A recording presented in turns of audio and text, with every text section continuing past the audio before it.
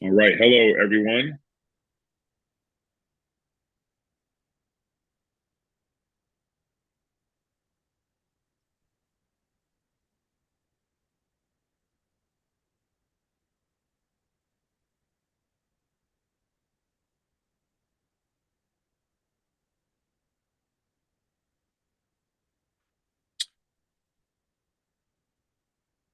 Steve, are you there? Can you hear me? I can hear you, but you've lost your video. Yeah, I'm getting the stream going here.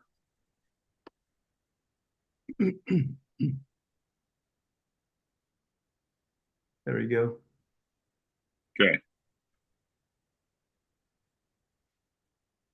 All right.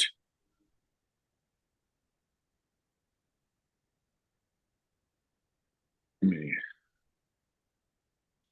make sure. Sorry, we are live right now.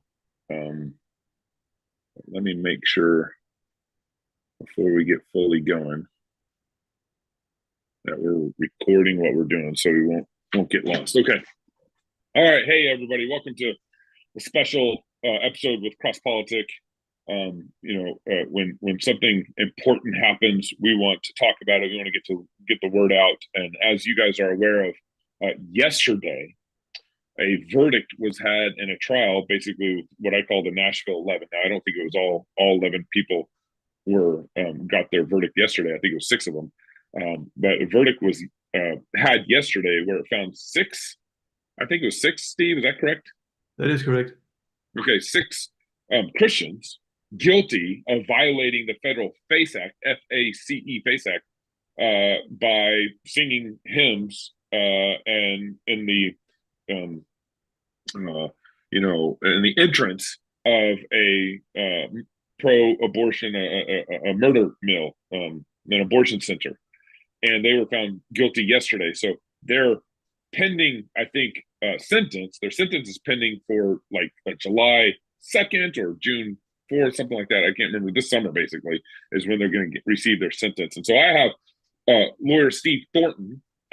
He actually represented one of the defendants. And of course, we've had Paul Vaughn on the show before also to discuss. If you guys remember when we had Paul Vaughn on the show, um, man, 6 months ago, I can't remember. Maybe it was this summer, when his house was surrounded by FBI agents with guns and his children, and they basically surrounded and swatted his house and surrounded him, and had FBI agents carrying guns on his premise and knocking on his doors and creating quite the scene with his family. Paul was arrested, and his wife didn't really know where he went. He was gone for about 6 hours, or was out of contact for about 6 hours. Well, he was arrested because he was one of the six who were singing hymns and in this abortion clinic, and apparently violating the FACE Act as the federal government has framed it. So I've invited Steve Thornton on to talk kind of about the details about the verdict of the trial and about kind of next steps. And Steve, let's just kind of start over from day one and talk about your client that you represented, what they were arrested for, and then how you got involved in the trial, and then we'll get to the outcome of the trial here in a minute. My client is a medical doctor who has stood with others outside a abortion clinic in Jackson, Mississippi for years before Doe came along and that clinic was shut down. And so I've known him, represented him as the city of Jackson would, prosecute him for just, void a noise ordinance, making too much noise by screaming on the sidewalk, they say. Of course, that's protected by the First Amendment, and we dealt with those. But he traveled to Nashville to have a pro-life rally with friends and like-minded folks. They went to a clinic in Mount Juliet, Tennessee, and there were folks out on the sidewalk. They were, hoping to talk to expectant mothers as they came into in the building. As a office building open to the public, had some medical offices in it. Also had this abortion clinic in it, and some of these folks were by the elevator. My client was by the elevator, hoping to greet and meet people getting off the elevator. There were folks that were standing in the hall. There were folks singing and praying, and they're armed with their Bibles. Very Yeah. that kind of scene, right? Um, so that's what they're doing. And then that day, Paul Vaughn actually did nothing more than just walk between the police who came there, Mount Juliet police, to say, "Hey, you're trespassing because the owners of the business, I want you here, even though the owner of the building never did tell them to leave, but we'll set that aside a moment. So the police there said, okay, we'll give you a chance to leave. And most everybody said, we'll leave. There's a few that said, no, we want to stay. And they're arrested for trespass. And the city of Mount Juliet dropped those charges. And you think that's, the case is over, right? No, the Biden administration after Doe versus Jackson Women's Health Clinic had gone after pro-lifers with a vengeance. And to give you some perspective, violent protesters destroying buildings and burning property, they get a pass to the Biden administration, the Department of Justice, and protesters who are vandalizing churches and pro-life centers, they get a pass from the DOJ, Biden administration. But these peaceful hymn singers at an abortion clinic trying to save babies from being murdered, they're prosecuted with, charged with a felony conspiring to violate federal law. And it's not just in Nashville. We have one in Michigan, one in Washington, D.C., and then this third one I'm familiar with in Nashville. So that's where we are as after Doe came along in October of 22, the Biden administration, Department of Justice issued arrest warrants for, there was 11, that's why you call them the Nashville 11. 6 were charged with felonies. They were tried this past week. 4 will be charged with misdemeanors. They'll be tried sometime in the near future. And then there's one young woman who was frightened enough to plead guilty and cooperate with the government. And that's just an ugly situation, if you can imagine being betrayed by some of your colleagues in the rescuing babies. But nevertheless, she testified against these folks, and that's how we got where we are, and that's where we are in terms of the trial being held and then a jury verdict coming back. So you mentioned that they were also charged with conspiring to violate federal law. There is an old statute from the Civil War era that was aimed at Ku Klux Klanners to say, if you conspire to violate someone's federal right by injury, oppression, or intimidation, that you violate this federal law, and it's a felony, and you can be penalized or sentenced to like 10 years in jail. And in this case, the government came up with this combination. So the idea is that the Free Access to Clinics Act creates a federal right to abortion services. And so if you conspire to violate someone's free access to clinic, then the federal government can charge you with a conspiracy and the violation of the FACE Act. And you have a misdemeanor charge and a felony charge. That's what these people faced. So, but this was after Roe v. Wade was already. So let's clarify some things here. This protest, or what was it called? Hymn sing, or what was it called? It was called multiple things, but rally was one, and rescue was one. So this rally, this rescue, happened years ago. How many years ago? It was in March of 2021. Okay, and then Roe v. Wade was overturned in June of 22. Okay. So wouldn't that render whatever charges they threw at him a moot point? Well, under Dobbs versus Jackson's Women's Health and Roe versus Wade and prior Supreme Court cases that held that whenever the Supreme Court makes this sort of substantive constitutional ruling, it has to be applied retroactively. And we filed a motion to apply Dobbs retroactively and say you can say it's moot. They were then considered trying to stop abortions, which were illegal in Tennessee. But our federal judge in Tennessee did not grant that motion. She was a Clinton appointee, and she said no. She wasn't going to believe our arguments, accept our arguments, and so we're prepared to take it up on appeal, but that has to wait until we get a judgment in this case against the defendants. Because how many responses, how many moot point rulings, or whatever you call them legally, happened during COVID saying, oh, the emergency health orders are now done. We don't need to take up this case anymore because they're passed. But if the emergency health orders come back, we're willing to take up this case again. I know of at least 2 or 3 in my state alone where the judge ruled that way, where they said the emergency health orders are done. We don't need to take up this case. But if the emergency orders come back, then we'll pick it up, and just moot point after kind of thing. Yeah, but they weren't protesting abortion. So what was the individual charges? It sounds like there's at least two charges. Where there, and one was a misdemeanor, that's the FACE Act, and then the other one was conspiracy to commit to violate a federal law. That's the second one. That's a Felony. felony. Was there any other charges thrown at them? Only those two against all six defendants. Okay. And then what were they found guilty of now? So this is on Wednesday now. So we had the trial this last week. What were they found guilty of? Both of those. I mean, that's a travesty itself. But this juror of 12 people from Tennessee, every one of them went along with this shenanigan you called it earlier. Wow. What do you mean went along? Were they basically coached by the judge on how to rule on this? Well, that takes us into a lot of history since the founding of this country. John Jay, the first justice of the United States Supreme Court, told the jury that they had the right and the power to decide the law. He said it's a gentleman's agreement between the judge and the jury that the judge tells the jury what the law is and they decide the facts and they apply the facts to the law. But whenever their conscience says that the law is in the wrong, they have the power to say, we vote not guilty because this law is wrong. In that sense, the jury system of our country serves as like another branch of government to hold runaway wicked governments in check. And so if the jurors have a conviction, this takes you back to something you've talked about before. We have to obey God's law in every aspect of our humanity, from the way we talk to our wife, to our children, even our thought process and our own words, right? And so if you're sitting on a jury and you know that God's law says that babies is wrong, but your government's law says murdering babies is okay, what is your obligation as a human, really, but as a Christian especially, to do in those cases?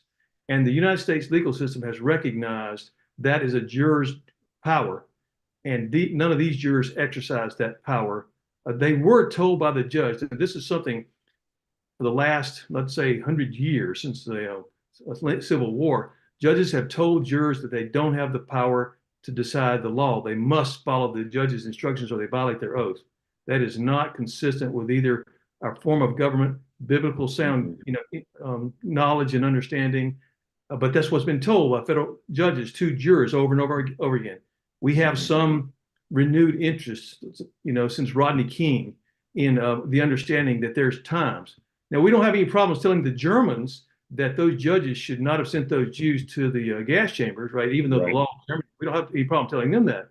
But applying it to ourselves whenever we have a rabid abortion protecting president and administration, and judges do the same, they don't tell the juries that they have a power to do that. And so this judge, following that pattern, this judge went way out of the way to make sure that nothing hinted at the juror having the power to say no, because even asking the jurors, can you follow my instructions even if you think the law is wrong? And jurors were put on the spot to say, we'll follow your instructions even if we think the law is wrong.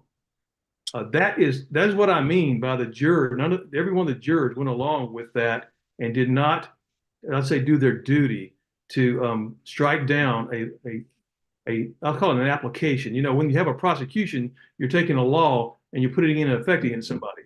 Even if the law wasn't completely evil, but there's an evil application of it, the juror is faced with real facts. So they decide facts specifically as to you. The legislature might pass legislation that applies generally as best they can tell. But when it gets down to the real nuts and bolts and it's applied to you, the juror gets to decide, is this application of the law just or unjust? And in this case, those jurors all went along with what the judge and the system had set them up for. And we could go into lots of reasons why that is. Public school system, education system, pastors preaching in the pulpit. There's a lot of places we can go with that conversation, but that's what these jurors did. All 12 vote in favor of charging him with these two crimes? Yes, in federal court system, you have to have a unanimous jury. All 12 has to vote. If only one of them had voted, said, I will not, we'd have had a mistrial and we'd had to start over. But that would have been a statement that at least some member of the jury would say, no, will not do. But they didn't. And they were only out for a few hours deliberating. Wow. Was it an all pro-choice jury? Well, it didn't look like that because they didn't look like that. We had information about the jurors. Some of them said they were pro-life, and some of them said they were churchgoers. But Unbelievable. if you can imagine, Unbelievable. yeah, some churchgoer goes to a Russell Moore church, and they think that whatever the government says is absolutely right. So they can be pro-life and churchgoers, and yet still not do their duty in this regard. You're in the courtroom. Are you able to say to the judge, "Hey, judge, your instructions are wrong"? I am, and we did, but that doesn't mean she can say you're overruled.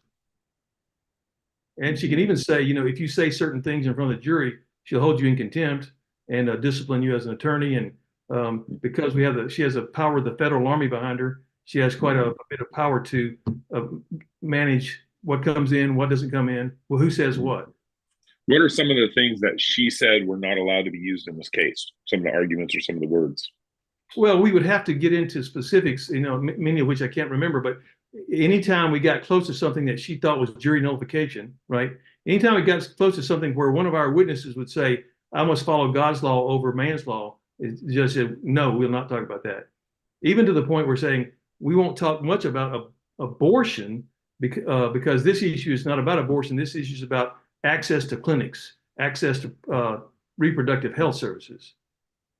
And whenever she got to define the terms of engagement. Well, in the statute, the FACE Act defines reproductive health services as including abortion, even though now, after Dobbs in Tennessee, it's a crime. So reproductive health services can include abortion in Tennessee, but she gave the jury instructions that reproductive health services can include abortion. And it's a confusing thing, but that's what's happening. But she already threw out the retroactive appeal that Dobbs overturned Roe v. Wade. Well, we filed that as a motion to dismiss the indictment early. So by the time we got to the trial, she'd already ruled that says, no, we're not going to apply Dobbs retroactively. Yeah. Explain the logistics a little bit for me. I'm kind of a layman in all this, but there's 6 people that were on trial. You're one of the lawyers out of what, 6 lawyers or something? How does that work in a trial like this? There are two defendants. Cal Zastro was one of the defendants, and my client, Cohen Boyd. Each of those 2 defendants had 2 lawyers. All the other defendants had 1 lawyer in the courtroom. And when you give opening statements, each defendant gets to make an opening statement. So one of the 2 lawyers would make an opening statement. When the government puts a witness up and asks a witness questions, the government had 3 lawyers there, and so they would take turns. It divvy up the assignments, and the same way with the defense lawyers, where we had 2 lawyers. Like in my case, I asked some witnesses question, and my co-counsel asked other witnesses questions. And same when you get to closing, 1 lawyer for each defendant will do a closing argument. What was some of the most egregious things that happened in the courtroom? Whether you're questioning and some interesting information comes out, or they're questioning one of the defendants, and the judge is obviously being biased, or what's some of the egregious moments that happened in the courtroom? This trial, the facts were pretty straightforward. There was 3. Well, there was 1 abortion clinic worker who did some video recording with her phone. That was brought in. My client did some video recording with his phone. That came in. 2 other of the defendants did video recordings with their phone. Their videos came in. So the evidence of what happened that day was by and large shown on video. So there wasn't much egregious in the courtroom. The jury was looking at the video and being asked questions about, these people. The judge had tightly restricted us talking about the First Amendment rights of our clients. It's not about free speech. Well, it really was about free speech, so we were really limited. So that was a very bad ruling. Again, I said we'll appeal that, but nothing just outrageously egregious. The judge, I have to compliment on her on letting the defendants in the once she narrowed the range down to where you couldn't talk to the jury about God's law being superior, she was pretty reasonable in letting the defendants put on evidence, cross-examine witnesses, listening to our position on jury instructions.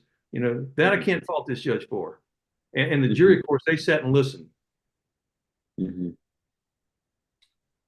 So, I mean, what's next? I mean, obviously, some appeals here. When you appeal, what happens? Yeah, well, there'll be a sentencing in July, and then there'll be a time for appeal, and we'll appeal, and we'll take it up to the Sixth Circuit Court of Appeals. You've probably heard talk about that. There are 11 in the United States, and no, well, above the trial courts, we have a federal trial court system. They're called district courts. Above that are courts of appeal. They're divided into circuits. Nashville is in the Sixth Circuit. We'll go up to an appeal to the Sixth Circuit, and if the Sixth Circuit doesn't agree with our positions, there are lots of reasons why this case would be a good case to go up to the Supreme Court and apply Dobbs retroactively like it should be, and to deal with the FACE Act now that abortion can be criminalized in states. FACE Act becomes a really strange law. Of course, by then, if our advocacy prevails, we can have the FACE Act repealed, which it should be repealed. Yeah. Will some of these people go to jail until everything's fully repealed? That will be in large part up to the judge. She will decide what their sentence will be. There's these factors she considers. They're aggravating factors, they're mitigating factors. She'll decide if they get 10 years or 1 year or no years and only probation or supervised release or whatever. And then there'll be a decision by her whether or not she will stay that pending the appeal. If she doesn't stay, then it's possible if they got, let's just say it takes 3 years for an appeal to the Sixth Circuit to work through a system. If a defendant got 3 years of jail time, they would serve their jail time before the appeal. And let's suppose it got to the Sixth Circuit and it was reversed. Talk about a robbery of your rights. You have served 3 years of jail. Your verdict is overturned. Your guilty verdict is overturned, and you serve jail anyway. And there's no remedy. Like, so what? Now there's one possible. Let's say, not saving, but it's a benefit. If there's a certain man got elected president and pardoned these defendants for this egregious miscarriage of justice, then we may get some relief sooner rather than later. Yeah, right. How many cases? Go ahead. I say that only because I'm inclined to believe that certain guy would be very much inclined to pardon people who are politically persecuted using the justice system. Yeah, right, 100%. How many of these cases are going on? So basically what happened is the city of Juliet, you can correct me where I'm wrong here, they never charged these people, and whatever charges they did, they dropped the charges. And then year or two later, the federal government, Roe v. Wade ends, and the federal government, Biden administration's like, I'm going to make an example out of the pro-lifers who are, in his mind, ruining Roe v. Wade. No need to correct you. That's good. So that's what happens. That's what's happening, is what you're saying. Yes. That's what's happening. How many people are going to trial under these circumstances that you know? Well, I know there has been a trial in Washington, D.C., and we had a jury in Washington, D.C., which the demographics, I wouldn't put as much hope in a jury from Washington. Maybe I shouldn't, but I would put more hope in a jury from Tennessee, but it didn't pan out. But I know there's a case in Washington, D.C., where there's a 70-year-old grandmother now, and she was sentenced to, I think, 6 months in jail. And so she is sitting in jail. That's right. And she's been put in solitary confinement. She's been, her rights are being abused, but she's sitting in jail because she stood in the hallway of an abortion clinic in Washington, D.C., and hoped to talk to young women coming to her to get an abortion. That's the quality of the justice coming out of the Biden administration. So I know there's that one in Washington. I know there's one in Nashville. I know there's one in Michigan. How many are in Michigan? I don't know the number. How do you disbar or get rid of these judges, or what legal remedies do you have for the obvious kind of, I don't know, racketeering, or I mean, I don't even know the legal word, but the obvious intentional persecution using legal plays against conservative Christians? Well, we have built into our system all these sorts of checks and balances. Let's start with the prosecutor. The prosecutors have an obligation to say no. If you are, especially a Christian, every prosecutor, especially a Christian, if some government official says, please prosecute this case, some police officer, some federal official, Homeland Security says, prosecute this case, a prosecutor can say, no, I'm not going to do that. And they have discretion to say, no, I won't do that. And they do that because they said, I know what God's law is and I know what that is, and that's evil. I'm not going to do it. That's the first check and balance. Then you have a check and balance of the judges. This judge could have dismissed these charges way back. A judge who says, I'm not going to permit that, in my courtroom. I'm an Article 3 judge. Once I'm installed, I'm in there for life. I'm not going to do that. There's so many ways those judges can protect your rights as a Christian American from this sort of thing. So they're another check and balance. The jury, we talked about that a moment ago. The jury is a check and balance. Jury check and balance. Now, well, let me go one more. The real culprit, one of the real culprits, is your congressmen and your state legislatures. There are thousands of laws that steal your rights every day. Okay, and whenever the prosecutors or the judge or the jury are dealing with a law, one of the places we should look first is to the Congress and to the state legislatures who are passing these laws. So, Christians should know, the positions of these candidates to know whether or not they are going to respect God's law in terms of what they vote on. And we can go through lots of these rights abusing laws that we live under that should be repealed.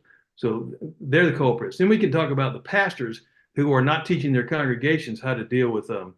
I deal with Romans 13 sword bearer, how they deal with that. Then in terms of a political process and judicial process, the impeachment process is really the vehicle for judges. But my goodness, you have a long way to go before people understand how judges abuse their positions. And then you've got the electoral process. The prosecutors at the federal level are under the executive branch of government. So the president has so much control over that. And you might remember, I think when Trump was first elected, how there was a group of U.S. attorneys that were, I think, asked to resign, and they were making all this noise as if they were mistreated by the commander in chief of the armed forces, who has the executive branch, who has the power to ask for the resignation. Yeah, right. So there are various processes you can employ, but impeachment is one, election process is one, knowing the candidates, probably the most important, and you won't need to hear this, but probably the most important is for you, me, and your listeners to read the Bible and know what God says about it. And I refer to somebody that I respect a good bit. His name is Joe Boot. You know him. He was talked about the Old Testament laws being a paradigmatic example that will teach us how our laws should look. Yeah. So there's very good. Long answer to your question. No, that's very good. Could the governor, like the president can pardon? Can the governor pardon? The governor can pardon for state offenses, but this one is a federal law. Can the governor tell the feds to get out of your state? You aren't trying my people on these facetious grounds or whatever. They tried that once before in the 1860s.